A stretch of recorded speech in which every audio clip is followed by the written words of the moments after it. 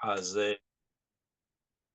comenzamos con nuestra clase de la parashá de la semana, que hace tiempo que no estudiamos desde Tisha B'Av, más o menos, creo, antes de Tisha B'Av. Y en nuestra Torá estamos precisamente en estos días, en los días del mes de Elul. Los días del mes de Elul tienen una fuerza especial, tienen una característica especial, que son meses de conexión. O sea, es un mes donde los días son días de conexión. Son días de reflexión, obviamente como todo el año, pero en especial de conexión entre lo que nosotros somos, hemos sido durante todo el año, y lo que debemos tratar de construir el próximo año. Es por eso que este mes, el mes de Elul, que es el mes previo a Rosh Hashanah, el mes de Tishrei, donde están todas las altas fiestas, como ustedes ya saben, eh, está identificado o caracterizado por algo que se conoce en el mundo como Selijot, o sea, como peticiones de perdón. ¿Y esto qué significa? Es necesario entender mm, la perspectiva de lo que significa precisamente el pedir perdón, porque es algo que es un poquitito más complejo que lo que nosotros normalmente pensamos y tiene más, o sea, el espectro de lo que significa la Selijá y Selijot es bastante más amplio. Em, nuestra parashá, que es la parashá de Kitetse, la milhamá al oyedeja, cuando salgas a la guerra contra tu enemigo. Y continúa describiéndonos el tema ya conocido sobre la Eshet Yefat Toar, sobre una mujer de hermoso aspecto. Este tema es un tema muy estudiado, es un tema conocido, y es un tema que se desarrolla muchísimo. Y no es una casualidad que nuestros hajamim han visto precisamente en esta mitzvah, como la que viene después de Ben Sorer, del hombre que tiene dos mujeres, y después del Ben Sorer Morer, etcétera, toda una serie de temas que están concatenados, o sea, que están conectados unos con otros, han visto algo que nos retrae, que nos trae, que nos introduce en el marco del mes de Elul. Entonces yo quiero referirme precisamente a esto y quiero referirme a las primeras cuatro palabras de la parashá. La parashá dice que Tetzé la milhamá al oyedeja, cuando salgas a la guerra contra tu enemigo. Esta idea de una salida quiere decir que de alguna manera nosotros debemos abandonar o dejar nuestro sitio de confort. Debemos salir, o sea, debemos enfrentar algo. Y el enfrentamiento no se da quedándonos dentro de la cungía, quedándonos dentro de donde estamos, sino que se necesita romper la cungía, romper la cáscara, ¿bien? Y salir afuera, o sea, mostrar y demostrar una actividad. Es por eso que la parashá comienza kitetse, cuando salgas, o sea, algo dentro mío, y eso nos ocurre a todos, siempre nos retrotrae, nos trae nuevamente a quedarnos en nuestra área de confort y de continuar haciendo las mismas cosas que hacemos siempre, para de esa manera crear un ambiente de seguridad. No está mal, está bien. Sin embargo, hay momentos en la vida, y esto Elul nos quiere enseñar, que necesitamos salir. O sea que necesitamos abrir la congía, salir del área de confort y enfrentarnos a algo que se llama milhama, enfrentarnos a una guerra. La palabra guerra la conocemos todos y sabemos lo que es. desgraciadamente la estamos sufriendo, y Be'ezrat Hashem esperemos que esta locura se termine pronto. Pero guerra es un concepto que es omniabarcante, o sea que se introduce en diferentes situaciones, en diferentes perspectivas y especialmente en diferentes formas de vida. Porque cada edgar, cada desafío, cada decisión es un combate. Cada vez que nosotros necesitamos hacer algo, decidir algo, cambiar algo, profundizar en algo, estamos obviamente enfrentándonos a un combate. Y más aún cuando la Torá nos dice al oiveja, contra tu enemigo. O sea, hay que entender lo que estamos escuchando. Ya sabemos, tenemos que salir de nuestra área de confort y enfrentarnos a un etgar, o sea, a una decisión, a algo que debemos hacer, ¿no? Y más aún cuando el enfrentamiento está en contra de tu enemigo. Eso quiere decir que nosotros tenemos un enemigo que es propio, porque dice contra tu enemigo. No está hablando, tienes que hacer una guerra contra enemigos, o sea, contra pueblos hostiles, que los hay. Eso también está presente, obviamente.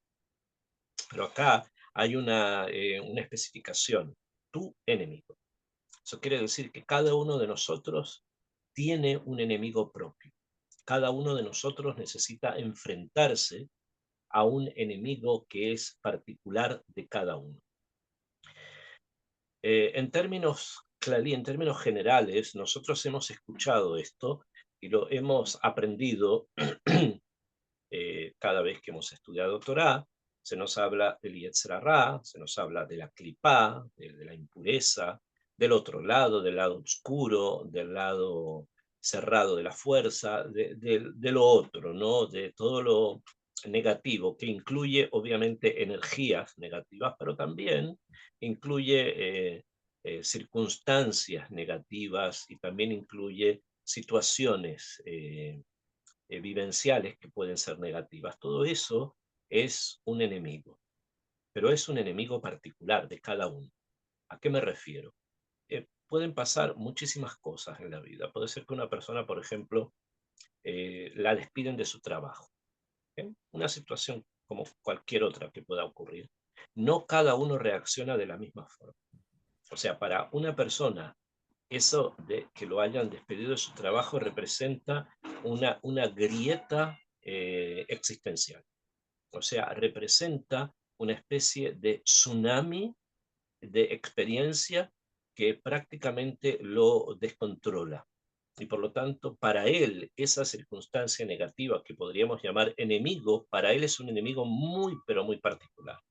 En cambio, para otra persona, puede significar simplemente que, como la Torá nos va a enseñar en muchos lugares, se cierra una puerta, pero se abrirá una ventana. O sea, hay resiliencia, se puede continuar. Y así, cada cosa. Tomé una situación muy, muy particular, pero puede ocurrir en cada circunstancia de nuestra vida que hay situaciones existenciales que para unos son catastróficas, que para otros son negativas, pero que se necesitan superar y así. ¿Bien? Por lo tanto, existe obviamente un enemigo particular, que es la forma particular que cada uno tiene de enfrentar lo negativo, la miljamá, la guerra. En este mes, en el mes de Elul, que es el que estamos transitando, es particularmente importante la, la perspectiva de lo que dice inmediatamente después el pasuk. El pasuk dice, como ya les leí al principio, cuando salgas a la guerra contra tu enemigo. Unetanó Hashem Elokeja beyadeja, y te lo entregó Hashem, tu Dios, en tu mano. O sea, que la posibilidad de vencer al enemigo y que quede en tu mano, o sea, que el control finalmente de tu vida la tengas tú, porque eso queda que quede en tu mano, es algo que viene Minashamayim. O sea, a nivel material lo haces tú. O sea, somos nosotros los que decidimos que cuando alguien te despide buscas otro trabajo. que cuando hay un problema de tipo de salud se busca un mejor médico, o cuando hay problemas de pérdidas, la persona tiene la resiliencia para poder salir adelante. Eso lo hace cada persona particular con su propio enemigo, como acabamos de mencionar. Sin embargo, lo que no debemos olvidar es que esa posibilidad de poder salir de ese marco la da Hashem. O sea, es Akadosh Baruj Hu el que nos ayuda, y más que ayuda, nos da la posibilidad de control. O sea, si realmente nosotros nos diéramos cuenta cómo funciona todo el mundo, podríamos ver cómo Akadosh Baruj Hu nos ha dado la posibilidad de poder tener control frente a ciertas circunstancias.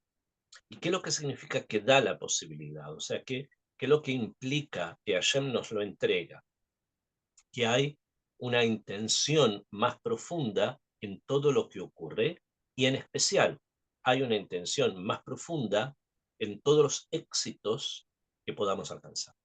O sea, las decisiones correctas que podamos tomar, donde el control vuelve a nuestras manos, como dice, un etanó te lo entregó, Hashem me lo queja, bella deja en tu mano. Obviamente estamos hablando de algo exitoso, que hubo una guerra, si vamos a hablar en términos simples, y hubo una victoria. Y hay ahora en mano de ti, está en las manos tuyas el enemigo, o sea, tú tienes el control.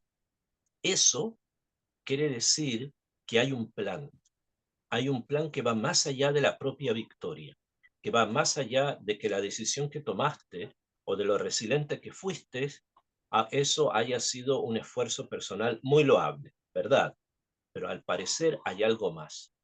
O sea, hay un programa, un proyecto detrás de ti y un proyecto detrás de lo que está ocurriendo. Y eso es lo que es necesario que podamos entender, que podamos profundizar en nuestros estudios.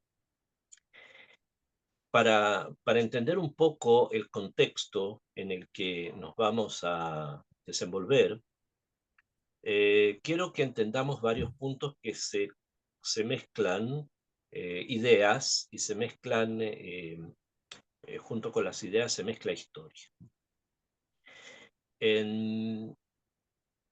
Dentro del pensamiento de Israel ha habido momentos especiales, circunstancias especiales.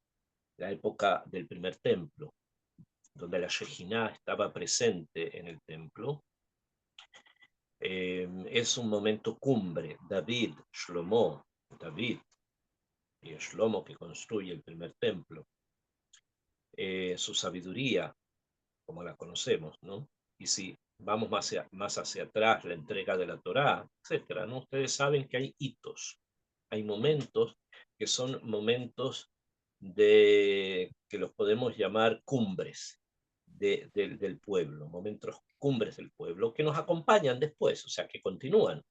El hecho de que esa cumbre que fue la entrega de la Torá haya de alguna manera sido opacada por el becerro de oro, no quita la entrega de la Torá, sigue presente.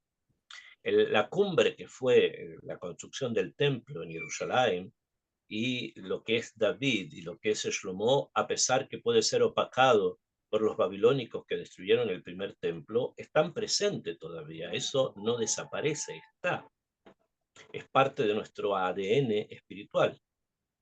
Y así también la época del segundo templo, que se construye, un templo que es el más importante y el magnífico de todo el mundo antiguo, como todos los pueblos lo reconocen en su época, que fue opacado por los romanos que lo destruyeron, sí, pero está aún presente, tanto así que en Tisha B'Av recordamos esa destrucción y estamos rezando para su reconstrucción.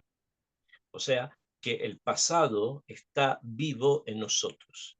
No es simplemente una fecha histórica y un hito, sino que está ahí presente. Entre todos esos hitos históricos, quiero rescatar uno en especial, que es lo siguiente. Y para eso necesito contextualizar un poco para que podamos apreciar lo que vamos a estudiar, o sea, lo que los sabios han enseñado. En un pequeño pueblo del sur de Francia, que nosotros le llamamos Posquier, así aparece en los libros judíos de la Edad Media. Estamos hablando durante la Edad Media, en el año 1100, 1200, siglo XII, siglo XIII. Un gran jajam, un gran rabino, muy grande, de los grandes de la época, llamado Rabbi Abraham ben David, que es conocido también como el Ra'avad, Baal HaSagot, el que escribió comentarios a Maimónides. Él tuvo un hijo, tuvo varios, pero me interesa por el Shalshelet, la cadena de la tradición, ¿no? Tuvo un hijo que era ciego, y así es como pasó a nuestra tradición, como Rabenu Itzhak Saginaor. Rabenu Itzhak, el ciego. Saginaor en arameo quiere decir el ciego.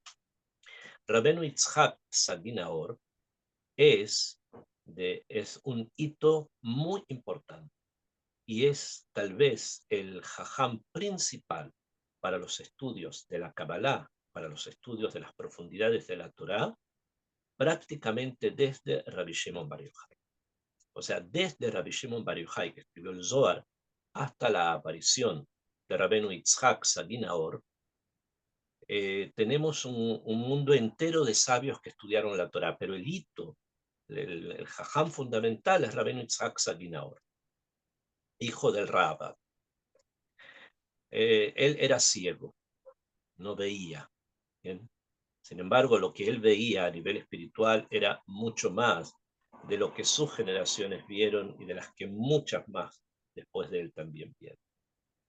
Él era un imán que atraía a muchos estudiantes a tratar de aprender de él.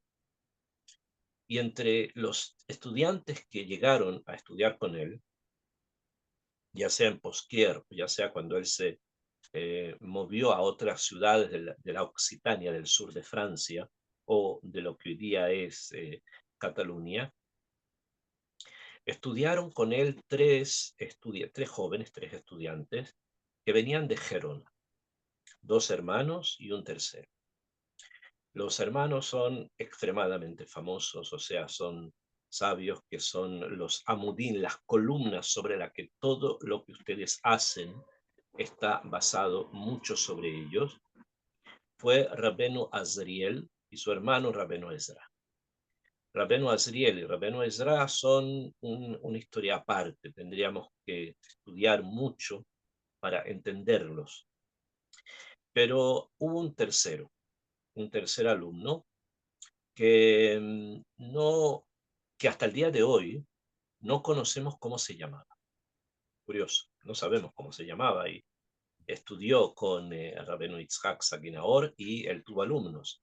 Sin embargo, sus alumnos no solamente lo denominaban Ben Blima. Ben Blima es un apodo, quiere decir el hijo de Blima. Blima quiere decir sobre nada. Como la tierra está basada sobre algo, ¿bien?, que es la palabra de Shem, así la Torá de Israel está basada sobre este jajam, sobre este sabio. Y no sabemos cómo él se llamaba. Hay, por supuesto, a Sharot, hay quien opina que era un sabio, quien opina que era otro. Hay diferentes opiniones. Hay quien sostiene que este jajam, el tercero de los tres jóvenes que vinieron de Gerona, fue Rabenu Yonah. Rabenu Yonah, que escribió un libro que ustedes deben haber escuchado hablar de él, que se llama Sharei Tshuva, Las puertas del arrepentimiento, que es un libro que se lee en Elul, del que vamos a hablar. Ben Blima, el jajam Ben Blima, fue el maestro del Ramban, de Rabbi Moshe Bar Nachman, universalmente conocido y probablemente en muchos aspectos el rabino más grande de Gerona y probablemente el rabino más grande de Cataluña y además el más grande de toda España. Ustedes pueden decir, bueno, pero estuvo también Maimónides. Sí, pero Maimónides, él creció más en Egipto. Todas sus historias o sus cosas las hizo entre Marruecos y Egipto, sus libros, etc. Y está relacionado con otra escuela de pensamiento. Sin embargo, si vamos a hablar de lo que es el judaísmo, como lo entendemos hoy a nivel de Kabbalah y de Alajá y de Musar, probablemente sea el Ramban, Rabbi Moshe Bar Nachman, el centro de todos los Rishonim de la época. Él fue maestro de varios grandes sabios, de Rabbi Shlomo Ben Aderet, de Rabbi Yom Tov Ben Asbili, de Rabbeinu Nissim. O sea, son todos nombres que son la base, que son las columnas sobre las que se basa el judaísmo que ustedes conocen.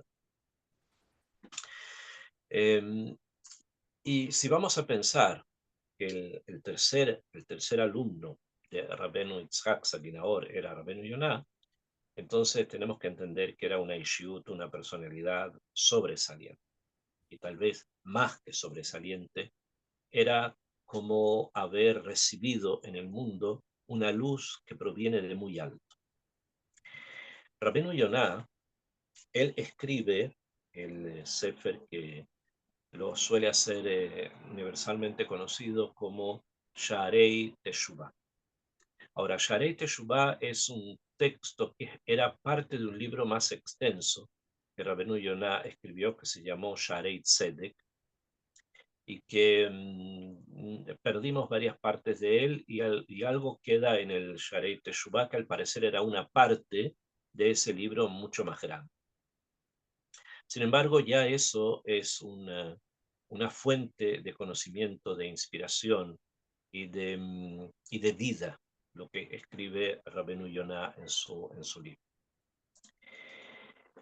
Y precisamente como les estaba comentando con respecto al pasuk de esta semana, Kitetzela Milhamá, cuando salgas a la guerra, a lo Ideja, es muy apropiado comprender las palabras de Rabbeinu Yonah, saber y entender cuál es su puesto y cómo nos puede él ayudar a poder enfrentar este mes, el mes de Elul, y prepararnos para los cambios, para lo que debemos hacer, que son los cambios en nuestra vida para este próximo año.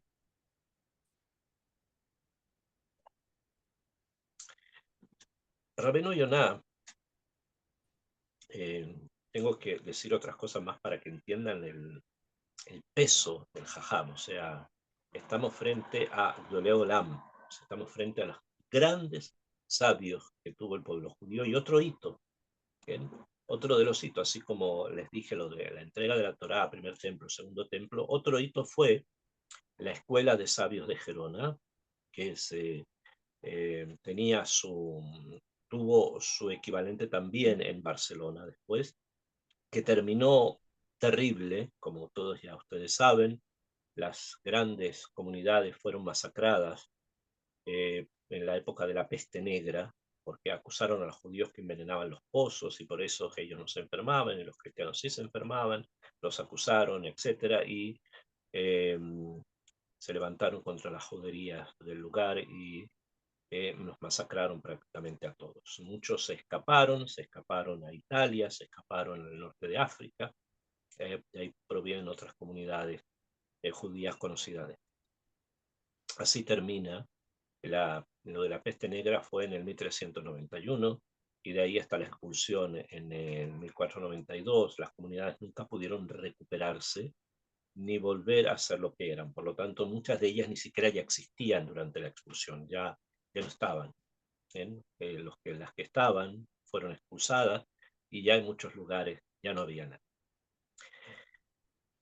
Hoy solo quedan restos, algunas cosas arqueológicas que se pueden visitar, y otras cosas que sería interesante hablar sobre ella en el momento que podamos.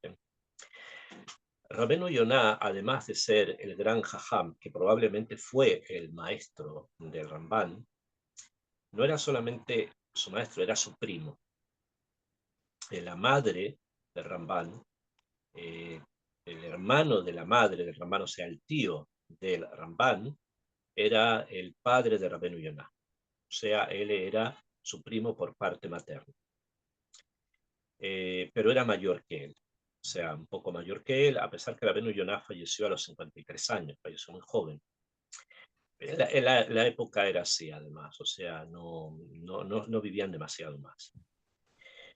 Y, y no solo que era su primo, creo que lo he mencionado ya varias veces, sino que además eran consuegros, porque el hijo del Ramban, que se llamaba Shlomo, uno de los hijos, él tuvo varios que nosotros conocemos, uno de los hijos que se llamaba Shlomo se casó con la hija de Rabenu Yonah. Y pasó algo muy curioso, que lo menciona uno de sus descendientes más adelante, un siglo después de que ocurrió esto. Como Rabenu Yonah falleció, él falleció antes que su hija diera a luz. O sea, había fallecido cuando la hija de Rabenu Yonah, que era la esposa del hijo de Ramban, dio a luz un hijo varón. Y es costumbre, y ellos son personas que guardaban todo. O sea, Talá, que Bajamurá, las mitzvot, costumbre, minhagim, todo era guardado en forma total y completa. O sea, ellos servían a Shemit Baraj hasta en las cosas más pequeñas. Entonces la costumbre es, si nace un hijo varón, que lleve el nombre del abuelo, pero del abuelo paterno. O sea, el hijo que nació tendría que haberse llamado Moshe, como su abuelo paterno, el padre de su padre. Bien, o sea, el padre de Shlomo era Rabbeinu Moshe, tendría que haberse llamado Moshe.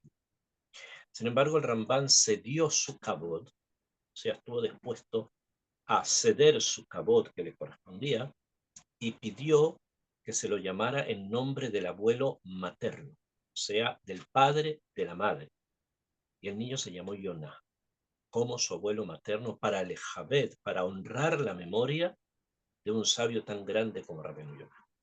Eso lo hizo el Ramban, Rabbi Moshe Bar Nachman. O sea, estamos frente a un kavod que le dan a Rabbeinu Yonah porque realmente las cosas que él estudió y enseñó son, como les dije, base, son un eje alrededor del cual nosotros giramos hasta el día de hoy. ¿Y qué es lo que Rabbeinu Yonah dice? ¿Cómo nos enseña a reconstruirnos? En su libro, lo tengo acá, en el libro más famoso, que tiene varios, no es el único que ha llegado hasta nosotros, pero como les expliqué, al parecer es una parte de un libro más extenso que Rabbeinu Yonah tenía, eh, que es el Sharet Teshuvah, las puertas de la Teshuvah. Hay toda una leyenda de por qué lo escribió, etcétera, pero es un poco mepukpa, que es un poco dudoso que realmente haya sido por lo que la leyenda dice que escribió esto, no sus comentaristas y sus coetáneos de la misma época de él no hablan de esto, se habló de esto tiempo después y tal vez no eran los testigos más apropiados los que dijeron eso. Sin embargo, el libro está y es estudiado. Normalmente se divide en 30 partes y se va estudiando cada día de Elul, se va estudiando un trozo del libro de Rabbeinu Yonah. Y dice Rabbeinu Yonah algo muy importante que tiene que ver justamente con lo que nosotros acabamos de estudiar del primer pasuk de la parashá, que tenemos un enemigo particular, que debemos enfrentarlos, que Hashem nos lo entrega, o sea, el poder, el control que logramos de nuestra vida está basado en un marco mucho mayor del que nosotros vemos y que hay que tratar a veces de entender cuál es el proyecto de Hashem en esta tzlajá que nos ha dado. Para ejemplificar este tema, trae Rabbeinu Yonah un midrash, un midrash conocido, que, que dice lo siguiente. Hay es un mashal, hay unos presos, personas que están prisioneras, en una cárcel. Y deciden hacer un túnel para escaparse. Deciden escaparse. antes, en los anales de la historia que nosotros conocemos, había un mito que todos sabemos de él, que se hablaba sobre la cárcel de Alcatraz, una isla que queda en un lugar de Estados Unidos, donde supuestamente que de esa cárcel nadie se podía escapar hasta que alguien se escapó y tuvieron que cerrar la cárcel, porque todo el tema de la cárcel era que nadie se podía escapar de Alcatraz y al final parece que alguien sí logró escaparse. Ese es el mito. No estoy seguro si es que la cerraron por eso o la cerraron porque ya les resultaba no económico. Eso no sé. Los americanos, saben ustedes, los americanos funcionan en otro line, en un line que es solamente money, money, money. Entonces, quién sabe si es así o no, y después lo cubren con alguna historia. Pero bueno, cuenta entonces Rabbeinu Yonah que había unos presos en una cárcel y decidieron hacer un túnel para escaparse. Y lo logran, hacen un túnel, se escapan de la cárcel y se escapa uno, dos, tres, se va escapando cada uno y hay un rezagado, uno que estaba dentro de la celda y miraba el túnel y como que dudaba si salir o no salir. Estaba como reticente, no estaba tan interesado tal vez en salir. O le era una dificultad, o pensaba que podía ocurrir si salía, etcétera. No, había un riesgo que él no estaba dispuesto, o al parecer había algo dentro de él que ese riesgo no quería tomar. Hasta que salen todos y él se queda rezagado mirando el agujero, hasta que de pronto llegan los alguaciles. Se dan cuenta los alguaciles de que algo estaba pasando, había un movimiento extraño. Llegaron y lo encontraron a él dentro de la celda, al lado del agujero, y los otros presos escaparon. Entonces, ¿qué hacen los alguaciles? Lo castigan a este que estaba ahí dentro, lo castigan por dos motivos. O sea, el castigo fue doble. Uno, que hizo el agujero para escaparse, que hizo el túnel para escaparse, o se lo castigan por eso. Estamos hablando en esa época, el Rabbeinu Yonah escribió esto hace 1000 años atrás, o los castigos eran golpes, osos o quién sabe qué. Pero lo castigan por otra cosa además, lo castigan porque no se escapó. O sea, lo castigan por haber hecho el agujero, por haber hecho el túnel, y además lo castigan porque no se escapó, no aprovechó como los demás y se escapó. Pudiendo haberlo hecho, no lo hizo. Entonces, también por eso lo castigan. Este es el mashal, este es el ejemplo que Rabbeinu Yonah trae del Midrash. Pero, ¿qué es lo que significa? ¿Qué es lo que nos quiere enseñar este mashal? Entonces, la explicación es bastante profunda. La cárcel, la celda o la cárcel, simboliza nuestra vida actual, donde estamos prisioneros de muchas cosas. Estamos prisioneros, por ejemplo, si vamos a hablar a nivel moral, estamos prisioneros de nuestras malas conductas, de que nos enojamos con facilidad, que envidiamos a los demás, que tenemos temores cuando no teníamos que tenerlos. Una condición humana que podríamos decir, bueno, pero esa es la condición humana, sí, pero esa condición humana tal cual como tú la estás viviendo es una cárcel. O sea, estás en una cárcel. Y aunque muchos están satisfechos con esas condiciones, eh, la libertad es siempre mejor, aunque tenga riesgo. Entonces, hay personas que viven sus vidas en forma muy simple y se conforman con las condiciones con las que están en esos momentos y no piensan que tal vez haya que mejorar, que haya que construirse, que haya que superarse, que haya que constantemente buscar algo más, que si se entiende algo tal vez, si hablamos a nivel de estudio, hay que profundizar mucho más, puede ser que haya otra explicación, aunque esta ya me satisfizo, no quedarse con eso, sino que indagar más, buscar más, y así en cada cosa. Pero no, hay personas, y todos somos así en cierta medida, más, menos potencial, nos conformamos, como les dije, con nuestra área de confort, o lo que pensamos que es nuestra comodidad. Y nos quedamos allí, con nuestros quehaceres, con nuestros enojos, con nuestras envidias, con nuestras pequeñas cosas y con nuestras pequeñas dificultades y con esa condición humana que la persona termina diciendo, bueno, esto es lo que hay, no hay más y hasta ahí quedó.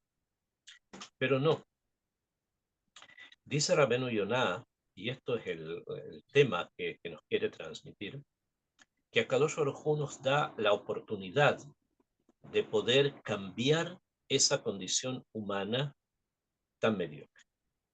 Y esa oportunidad es el mes de Elul. El mes de Elul, esa batalla de la que hablamos, de que hay que salir, de que combatir, etc., eso se da durante el mes de Elul. Es por eso que la Perashá precisamente habla o está contenida entre los días de Elul. Es por eso que leemos a Rabenu Yonah, porque hemos entendido que están dirigidos sus mensajes a este momento del año. Cuando estamos prontos a cambiar las energías del año de esto a lo que va a venir después, entonces es el momento para poder construir ese agujero de escape, para construir el túnel que nos va a llevar a la libertad. Y hay que aprovecharlo. O sea, si ya se construyó, el Mayal es muy interesante porque dice que fue construido entre todos, fue excavado entre todos los prisioneros.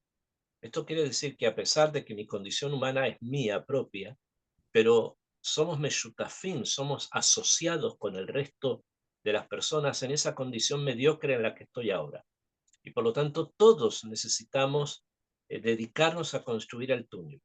Todos debemos participar en la excavación del túnel para poder escaparnos a través de él a un lugar mejor, a algo que sea bastante más esencial de la vida que estoy viviendo yo ahora. Entonces, la participación de todos se da simbólicamente a través, por ejemplo, de la lectura de las Selijot que hacemos durante estos días, de las tefilot que hacemos, de los estudios que hacemos, del Elul mismo, el propio mes de Elul. Es una, son como las herramientas a través de las cuales podemos excavar el túnel. Entonces, es necesario que sepamos aprovechar el mismo shofar. El shofar va a ser como una pala con la cual yo pueda excavar ese túnel para poder salir de mi condición tan mediocre a una condición mucho más elevada, mucho más espiritual, más profunda. Esto es el Mashal que el Rab nos quiere enseñar. Pero también nos advierte, Rabenu Yonah, que si no lo aprovechamos, o sea, si Elul pasa como una sombra sobre nosotros, sin haber dejado dentro nuestro el punto del cambio, entonces, ¿qué va a ocurrir? Va a llegar el alguacil. El alguacil se refiere a nosotros mismos. O sea, va a llegar esa parte de nosotros que quiere que estemos encarcelados, que estemos en la celda. Va a llegar el alguacil y nos va a castigar por dos motivos. Uno, por haber intentado cambiar. Y va a comenzar con todo tipo de argumentos con los cuales la persona puede incluso llegar a la depresión. Tú no puedes cambiar, tú naciste así, tú eres irascible, tú creciste en un hogar que era un hogar destruido y es por eso que estás pasando las cosas que estás pasando. Tú no puedes tener una pareja estable por A, B, C, D, tú.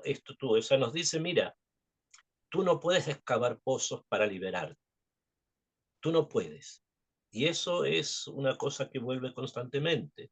Las personas caemos en eso. No, yo no puedo, no soy capaz. Entonces va a venir y te va a castigar porque intentaste pensar en un cambio, cuando no deberías haber pensado en el cambio. Eso es el alguacil. El alguacil lo que quiere es que no cambies, que te quedes ahí, encerrado. Pero hay otra cosa más. Hay otro punto más, que es el hecho de que hay un castigo por no habernos escapado. O sea, ¿qué es lo que quiere decir eso? Y esto es importante tenerlo presente y entenderlo, que cuando tenemos la oportunidad de poder superarnos y no nos superamos, no es que quedemos en la misma condición, sino que descendemos.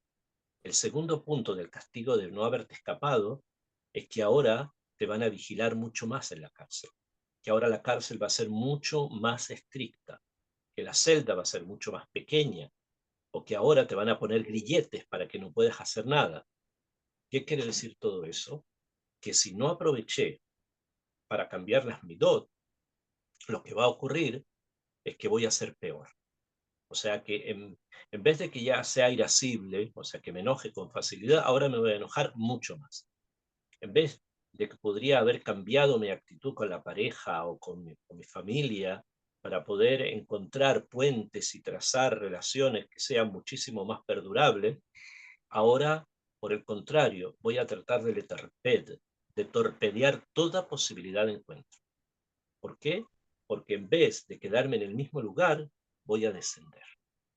Eso es el segundo castigo del alguacil, que lo van a castigar por no haberse escapado. Uno, por haber querido, pensado escaparse, ha construido, participado en la construcción del pozo, y segundo, por no haberlo aprovechado. Entonces, un punto, cuando pasa el UL y lo desperdiciamos, es justamente esta situación que nosotros pensamos que, bueno, pero eso es para alguien que estudió Torah, o eso es para alguien eh, que de alguna manera es una buena persona, o que nació en una familia normativa. Pero yo que no vengo de familia normativa, que fui huérfano, o que mis padres se separaron, o que hubo mil problemas distintos que pueden haber habido, yo estoy condenado a vivir de esa forma. No, no es así. Primero que no es así. O sea, a nivel lógico eso no tiene sustento. Las personas pueden cambiar. Y este es el momento, el UL, para poder cambiar. Y segundo, que si no lo hacemos, si no logramos superarnos, lo que va a ocurrir es precisamente de que no voy a volver a la misma situación anterior, sino que esta vez voy a profundizar, enraizar más mis malas conductas. Y eso es el punto este que Rabbeinu Yonah nos quiere enseñar. Es muy trascendente lo que estamos estudiando de Rabbeinu Yonah, conectado precisamente al tema de la parashá, de dejar la zona de confort, de salir y enfrentarnos a una guerra. Una guerra que es en contra de nuestro enemigo personal, que son la forma que yo tengo de ver el mundo y que muchas veces es errada. Y el hecho de que Akadosh Baruj Hu puede darme la atzlajá de tener el poder de poder controlar a ese enemigo. O sea, la parashá nos está hablando de qué ocurre si sí me escapé. O sea, si sí logré escaparme, salí del agujero, me escapé de la cárcel, de la celda, y logré enfrentarme a los enemigos que puede haber encontrado afuera. Akadosh Baruj Hu me los entregó, los tengo yo conmigo, o sea, tengo poder sobre ellos. Esto, como acabamos de decir, de un principio, es parte de un plan.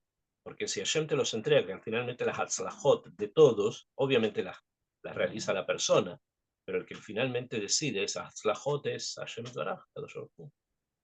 Entonces, hay un plan. O sea, hay algo que está presente en el mundo en estas fechas, en estos días, que está conectado con un plan divino, o sea, con un proyecto cósmico. Y la necesidad de cambiar y de proyectarnos para ser mejores no es simplemente algo, no es solamente un coach, no es solamente algo que esté de moda, ¿no? Autoayuda o grupos de autoayuda o lo que fuese, que puede ser que sean que sean óptimos como herramientas para excavar ese túnel, ¿no? Sin embargo, hay algo más profundo acá. Explica Rabbeinu Yonah que la, la necesidad del cambio, o sea, la necesidad de pasar el UL y proyectarnos a un nivel espiritual superior, es algo que está conectado con el proceso de Geulah. O sea, la Geulah de Israel, el hecho de que venga el Mashiach, está conectado con nuestros cambios en nuestras conductas y con nuestra forma de ver el mundo y de utilizarlo. Mientras las personas, todo Am Israel, sigan conectados con actitudes que son pequeñas o actitudes mediocres, la posibilidad del Mashiach y de la Geulah se aleja. Necesitamos superarnos, necesitamos creer en la superación. Y para eso necesitamos creer en nosotros mismos, que podemos construir el túnel y que podemos escaparnos a través de él. Porque esto no es solamente una situación particular que me ayuda a mí a liberarme de mi estatus pequeño para ir a uno mayor, sino que esto ayuda al mundo entero. Porque Israel es el eje alrededor del cual gira todo el mundo. Y eso es necesario que lo conozcamos, que lo sepamos. ¿A quién se entregó la Torá? A Israel. ¿Quién construye el primer templo? Lo construye David y Shlomo. ¿Quién el segundo? Están los grandes sabios de la época.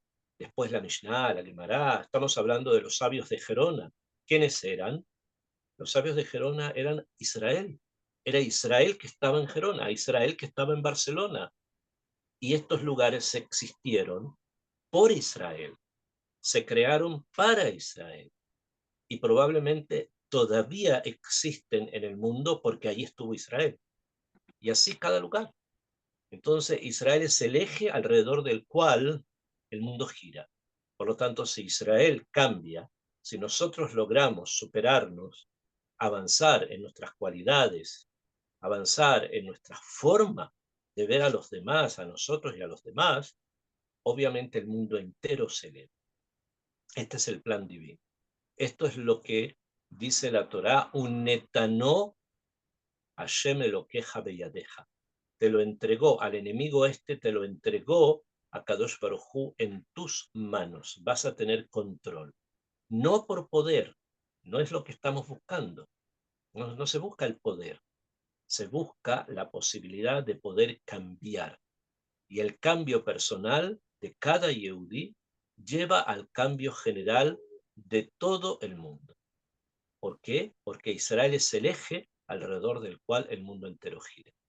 Por lo tanto, estamos incluidos, estamos incrustados en un proyecto que es un proyecto cósmico, que es un proyecto general, que es un proyecto que nos abarca a todos. Y por lo tanto, es necesario entenderlo y es necesario vivir acorde a ese proyecto. Rabbeinu Moshe Chaim Luzzatto, otro de los grandes hitos del pueblo judío, enterrado en Tiberia, según una opinión, enterrado en Ksib, según otra, dentro de Eretz Israel, tiene varios libros que hablan de la Geulah, o sea, de cómo se produce, cómo se va a ir produciendo el proceso de la Geulah. Y uno de los puntos importantes es precisamente el cambio. Para que las clipot, que él llama las clipot de Ismael, las clipot de Sab, o sea, todos los enemigos universales que el pueblo tiene, desaparezcan, se necesitan cambios personales. Y esos cambios personales están presentes dentro de las posibilidades nuestras en este mes, en el mes de Elul. Vamos a terminar con las palabras de oro de Rabbeinu Yonah en su libro que es el Sharet Shuvah, como yo les había dicho, en la grandeza de alguien como él. Cuando él comienza su libro, dice lo siguiente. Dice, Minatovot asheretiv Hashem itbarajim berubah. De las cosas buenas que Kadosh Baruj Hu, con las que Kadosh Baruj Hu benefició a sus criaturas, que Ejim lahem aderech laalot, les creó el camino para la superación. Mitoch pachat maasehem, desde la condición de actos mediocres, o sea, de nuestra condición humana mediocre, Belanus mipach pish'eihem, y de poder escaparnos de la bajeza de todos nuestros errores. Las palabras de él son exactas y están referidas a contextos que sería necesario, porque son códigos, entonces hay que abrir el código para entenderlo en forma total, pero en forma simple es bastante comprensible. Dice que las cosas buenas que Hashem hizo in beru'ad, con sus criaturas, con aquellos que Hashem creó. O sea, Kadosh Baruj Hu creó el mundo entero, no solamente a los seres humanos, y no solo Israel, sino también a los árboles, creó también a las plantas. Saben ustedes que en Rosh Hashanah se juzga a todo, también a ellos. ¿Por qué? Porque las cosas que existen en el mundo tienen que tener alguna energía para que se puedan mantener. Y estas energías vienen de los ángeles. Las cosas que no son seres humanos, sus energías vienen de los malajim. Entonces, todo lo que existe en el mundo tiene la posibilidad de cambiar. Porque si las energías de los seres humanos cambian, también todo el orbe, eso es lo que yo les dije, este chip, Klali, este programa, este proyecto general, se eleva, cambia. ¿Cuál es? Kiehim lahem derech la'alot. Dice Rabenu que les preparó a los seres humanos un camino para superarse. ¿Y por qué hay que superarse? Porque estamos detenidos, encarcelados en dos cosas que son muy negativas. Nuestra condición humana mediocre y nuestros actos que son errados, y los actos errados. Y necesitamos salir de ambos, salir de la condición humana simple y elevarnos, y salir de los actos errados, escaparnos, dice la nus, escaparnos de los actos errados. לחשוך נפשם מנשחת ולהשיב מעליכם אפו. Para que de esa manera podamos dejar que se salga del alma de nosotros castigos, o sea, situaciones en las cuales no podremos superarnos, o sea, no podremos salir de ellas, y sacarnos de nosotros el af, o sea, la ira de Hashem, quiere decir, como les dije yo, el hecho de estar desconectados. O sea, necesitamos la superación para la conexión. No hay realmente conexión con Hashem si no ha habido superación. Porque cuando no hay superación, lo que hay es una desconexión de Akadosh. Eso es lo que Rabbeinu Yonah nos quiere señalar en forma simple.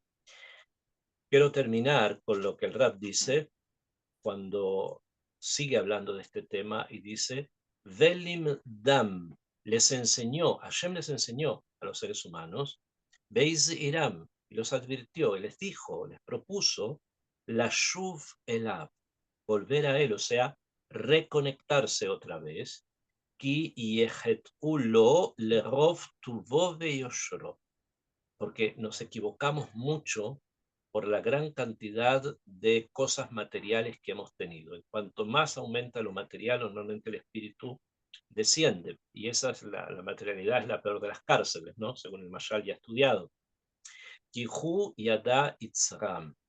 Hashem lo hace porque Él nos creó, como dijo al principio, y por lo tanto conoce nuestras debilidades. Conoce qué es lo que debemos tratar de hacer para superar esa debilidad. Sheneemar, como está escrito, Tov Beyashar Hashem. Akadosh Baruj Hu es bueno y recto. Hashem Alken, por lo tanto, Yore Hataim Badarech. Él enseña a los que se han equivocado, les enseña el camino, les enseña la ruta. Él es el único que puede dar una hoja de ruta. Y ya bueno, la hemos mencionado, ¿no? Estamos en el UL construyendo precisamente esa hoja de ruta. Que Bezrat Hashem, el Kadosh Baruj Hu, nos ayude a esta superación, que podamos conectarnos a través de sus sabios con él, y que todas estas palabras de Torah y la lectura de Teilim que hacemos sirva para que nuestros soldados vuelvan sanos y buenos a sus casas de todos los Hasitot, o sea, de todos los frentes donde estén, que Besrat Hashem, los secuestrados, el Tzon Marito, las ovejas del rebaño de Hashem, puedan también volver a sus familias sanos de cuerpo y alma, y que también haya refuash lema para todos los heridos, para todos nuestros enfermos y para todos aquellos que han perdido su casa. Que Besrat Hashem este nuevo año devuelva todo eso y que podamos ver Besrat Hashem días mucho mejores. Que tengan Besrat Hashem una excelente semana.